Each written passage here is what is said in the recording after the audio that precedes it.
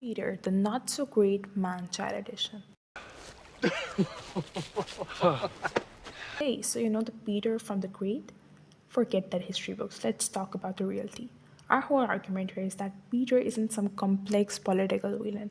He's a classic man-child with a royal budget. Everything he does, from the cruelty to the chaos, is just him screaming into the void because he's fundamentally and tragically lonely. His trauma is just made his emotional problems way, way bigger. Seriously, the craziest thing is how we meet the problem. He's facing a coup from his wife, Catherine. The fate of Russia is on the line. And what makes him surrender? He was hungry. He literally gave up an empire for a snack. And that, my friend, is the man-child thesis in a nutshell. The trivial food always outweighs the momentous, the crown. Part 1. Why is he like that? The trauma. We can't just call him a jerk, we have to know why he's broken. His childhood was basically an unhinged horror movie. The locked room. His mother used to lock him in a room for days. Imagine that. Being alone became his ultimate punishment.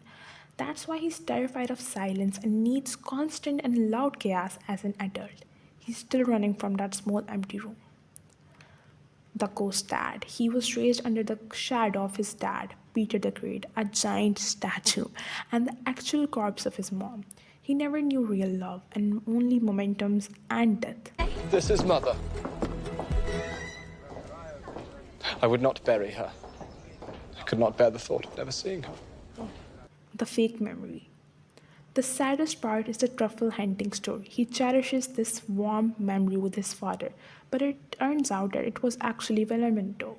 His mind literally had to invent a loving dad and erase the one actual kind person in his life just to cope. He sacrifices real connections to preserve his pathetic fantasy. Part 2. Narcissism. Since he can't handle real feelings, he developed toxic defenses. He's originally emotionally unavailable soft boy who got power. I have been trying to change myself when you are flawless. Exactly. The gaslighting 101.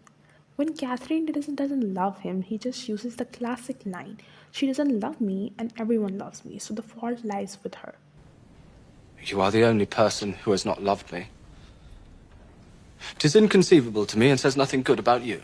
This isn't logic. It's an unreal level of entitlement. He can't be wrong, so you must be the problem. Weaponized forgiveness. After Catherine has him beaten, he still shows up and says that he forgives her, even though it was a wild point from her, and calls it a mere fight between lovers. Do not be a bitch. You have kicked me and made your point, and I have taken it graciously. The tiff between lovers. We are not lovers. He's not forgiving, he's trying to control the narrative. He forces her to be the guilty one so he can feel his fragile, good guy status and avoid facing the painful truth that she hates him. The court lie. Who are everyone who loves him? There are people like Grigor who tolerate him for luxury and money. Peter is the bank, not the friend. He is surrounded by people whose loyalty is purchased, which is just locks him deeper inside his lonely little tower. Part 3. Why the violence? The bruised ego.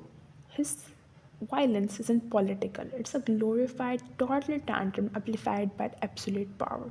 The ultimate insult. He killed Stravinsky not for a treason, but because the guy called him a dickhead. You fucking killed Tarzinski, didn't you? I did. And felt bad about it. This random violence is not the way of my court. He called me dickhead. That is your answer. I killed a man because he called me dickhead. Do you hear how that sounds? Sounds perfectly logical. His role is governed by his uncontrolled ego, and he risks offending his wife who is in control of him. The trigger. When a general calls him a weakling mid-speech, exposing his sadness, Peter's response is immediate. He kills the man with a knife.